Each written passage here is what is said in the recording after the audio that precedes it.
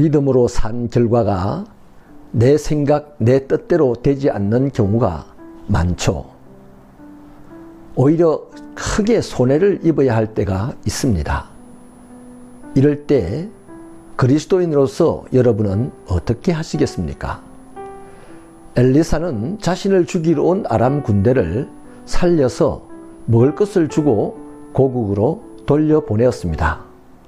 이 일을 이스라엘의 왕은 이해할 수 없었지만 하는 수 없이 따라야 했습니다. 그런데 몇 년 후에 아람이 다시 이스라엘을 쳐들어왔습니다. 이번에는 사마리아 성을 완전히 포위하고 성으로 들어오는 보급품을 차지하는 전략으로 나왔습니다. 사마리아 성은 난리가 났습니다. 먹을 것이 점점 없어지고 민심은 흉흉해졌습니다. 하루는 요람 왕이 성벽위를 거닐고 있을 때 한 여인이 다급하게 달려와서 호소합니다. 도와달라는 것이죠.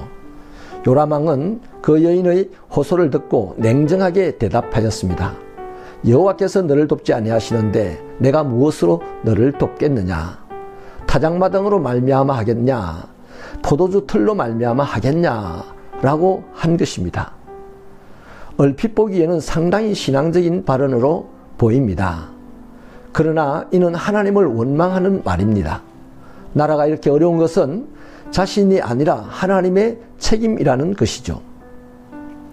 하나님께서 이스라엘의 왕을 세우실 때는 하나님의 대리자로 공평과 정의를 세우려는 뜻이 있었습니다. 그러므로 왕은 자기가 원하든지 원하지 않든지 백성들 앞에서 하나님의 대리자로 책임을 져야 했습니다. 그런데 요람 왕은 왕으로서 아무것도 하지 않았습니다. 위기의 순간이 다가오자 하나님을 원망하면서 책임을 전가한 것이죠. 여인이 가지고 온 문제가 무엇입니까? 이웃 간에 자식을 잡아먹는 끔찍한 일이었습니다. 당시 사마리아의 극단적인 어려움을 말해주는 한 단면이죠. 이스라엘은 완전히 부패하였습니다. 그들에게는 더 이상 도덕도 없고 법도 없고 신앙도 없었습니다. 이때 보여주는 요람 왕의 행동은 옷을 찢고 베옷을 입고 성벽을 거니는 것이었습니다. 매우 겸손하고 경건한 것처럼 보였습니다. 하지만 느닷없이 엘리사를 공격합니다. 엘리사를 죽여야 한다는 것이죠. 이것은 하나님을 공격하는 것이었습니다. 그러니까 이런 극단적인 어려움을 주의 종과 하나님에게 그 탓을 돌린 것입니다. 하나님에 대한 요람의 생각은 이렇습니다.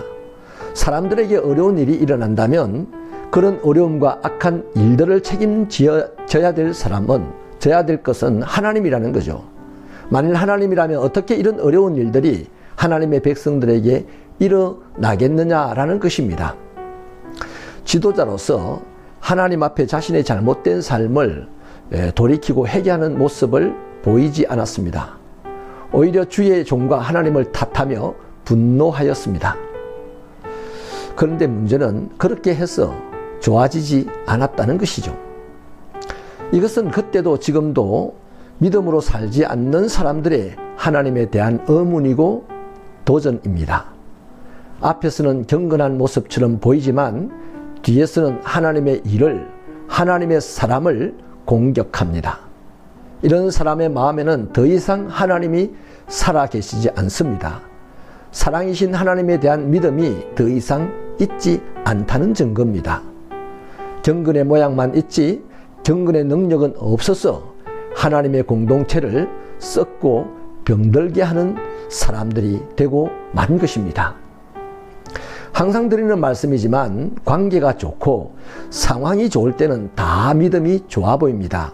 그러나 우리의 믿음의 질은 문제가 발생하고 상황이 나빠질 때 확실하게 드러납니다. 평소에는 신사 같고 너무 씩씩하고 좋은 믿음의 사람으로 보였지만 그런데 문제가 발생하면 두 얼굴의 사람처럼 변하는 사람들이 있습니다. 올바른 그리스도인은 다급한 상황이 발생하여도 신앙의 인격과 믿음의 삶을 포기하지 않습니다. 자신이 원하는 결과가 나오지 않더라도 최소한 믿음의 원리를 잃지 않고 살아갑니다.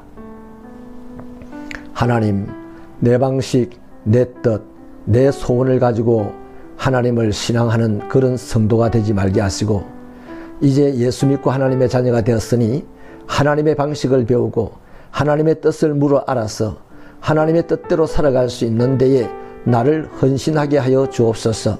그래서 우리의 삶의 자리자리마다 하나님의 생명의 꽃이 활짝 피어나게 하여 주시옵소서. 하늘로부터 이럴 때 너는 내 사랑하는 아들이요 내가 너를 기뻐한다는 하늘의 음성을 들을 줄 믿습니다. 이런 신령한 삶을 우리에게 허락하여 주옵소서. 예수님 이름으로 기도하옵나이다. 아멘.